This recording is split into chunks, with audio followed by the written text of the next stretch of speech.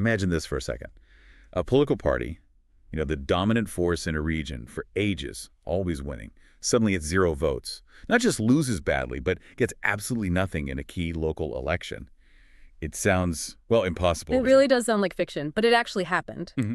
And it sent huge shockwaves. Exactly. So today, we're diving deep into that very event, the Kadaba Taluk Panchayat elections in Karnataka, India.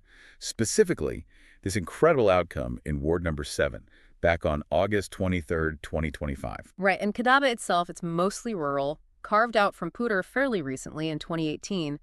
Think agriculture, small traders, local issues really matter there. They are the politics there, essentially. Absolutely. And what makes the 0 vote thing so significant, so stunning, is the context of Dakshina Kannada, the coastal district where Kadaba is, well, it's famously been a saffron bastion, a real stronghold for the BJP for a very long time. A bastion, yeah. So for the BJP to get 0 votes there, I mean, it's more than just a weird statistic. It feels like a signal, maybe a powerful one, that political tides could be shifting, even in their safest zones. It just makes you ask, how on earth does that happen? A total collapse. Mm.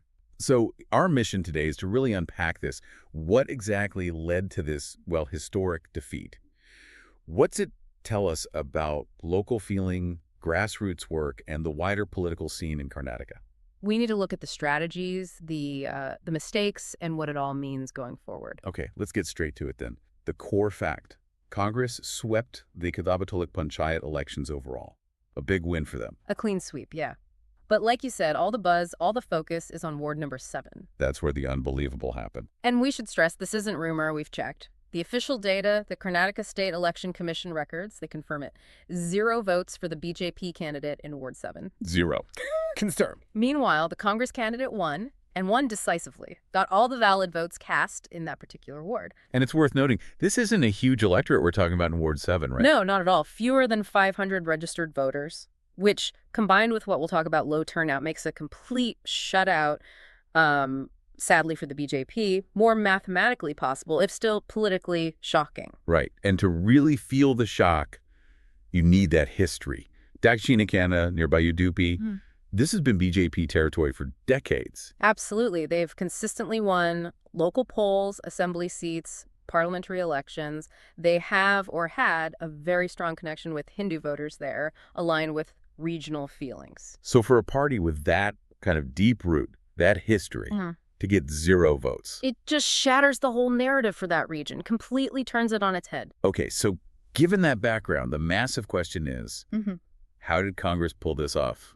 In enemy territory, essentially. It wasn't luck, was it? No, definitely not luck. It looks like the result of a really well-planned, very, very local campaign, something that really clicked with the community. Hyper-local, you mean? Exactly. A masterclass, almost, in local engagement. Congress workers, they weren't just dropping in with big national talking points. From parachuting. No. They focus on the immediate, tangible stuff. Things people in Kadaba worry about daily. Like what specifically? Well, things like rural roads that haven't been maintained, problems getting clean water consistently, not enough support for farmers. The basics. The absolute basics, the things that make up the economic backbone of the place. They talked about the day-to-day struggles. And you could see that connection happening. Apparently so. Wow. The Congress candidate in Ward 7 names aren't released in these local protocols.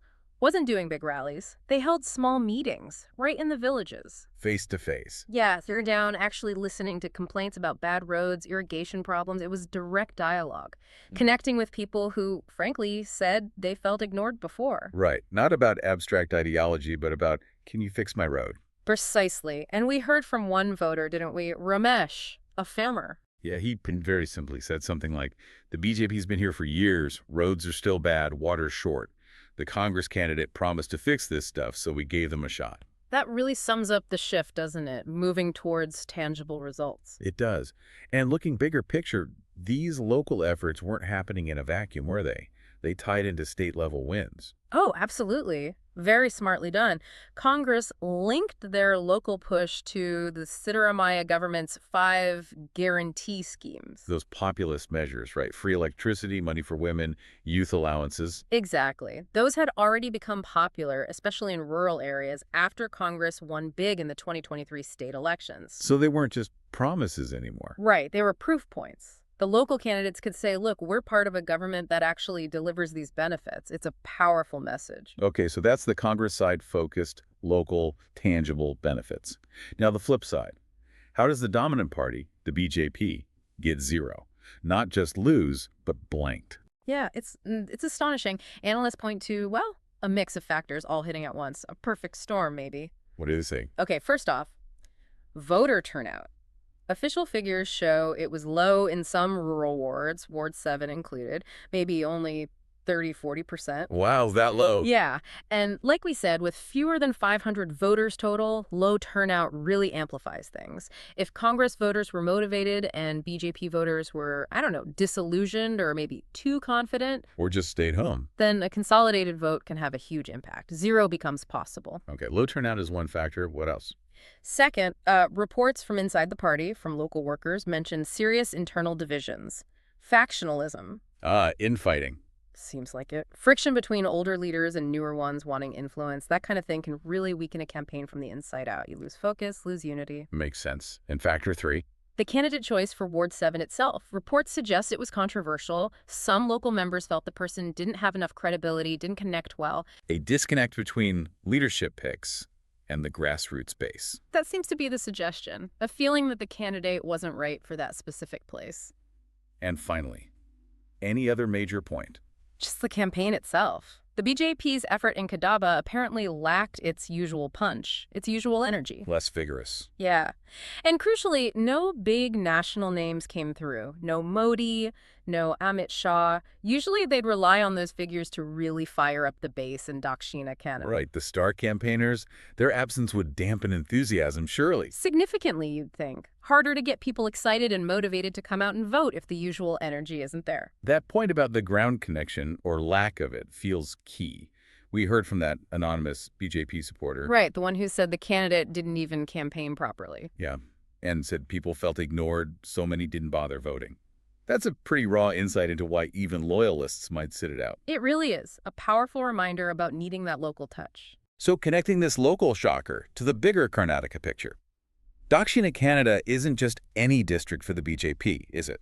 No, historically it's been very important. Kind of a laboratory, as some call it, for their Hindutva politics. Organizations like the RSS, the VHP, they're very active there. The demographics historically lean their way too. But recent elections suggest that's changing, or at least being challenged. Definitely. Look at the 2023 state elections. Congress won big statewide, 135 seats to the BJP's 66. That already showed some voter fatigue, a shift happening across Karnataka. And Congress kept winning, didn't they? There were by-polls later. Yes, November 2024, they won by-polls in Channapatna, Shigan, Sandur. That pushed their assembly tally up to 137. So there's a pattern emerging. It seems so. This ongoing trend, it really pushes back against the idea that Dakshina Kannada is untouchable for the BJP. It suggests voters are willing to look elsewhere, especially if offered strong local campaigns focused on development, maybe over more divisive national issues. Which raises a huge question for the BJP looking ahead, doesn't it? Toward the 2028 state elections, 2029 national polls. Absolutely. This Kadaba result, combined with the broader trend, has to be a massive wake-up call.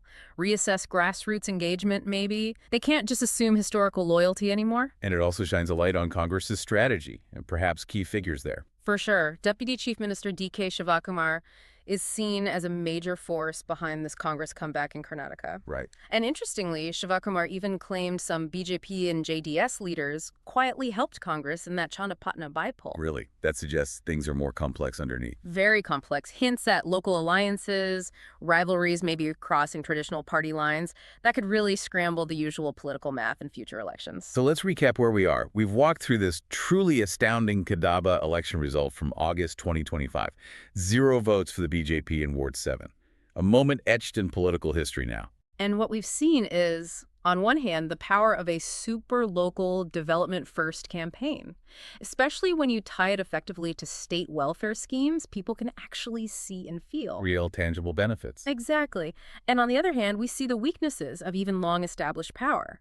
How internal splits, feeling disconnected from local problems, how that can lead to unbelievable losses, even where you thought you were safest. This really isn't just about one ward, is it? It feels bigger. Much bigger. It's a story about how quickly voter feelings can change, how people demand results, how political loyalty isn't fixed in stone. It's a potent reminder, really. No fortress is truly impenetrable in politics. Public opinion can shift, sometimes dramatically. And it leaves us, and you listening, with a really deep question to think about, doesn't it? Mm. What is the breaking point for voter loyalty? What does it actually take for a community tied to one party or ideology for so long to just completely switch, even to the point of zero votes for the previously dominant party? And could we see this happen elsewhere, where local needs completely overwhelm old loyalties? How might that change our understanding of political bases and democracies around the world?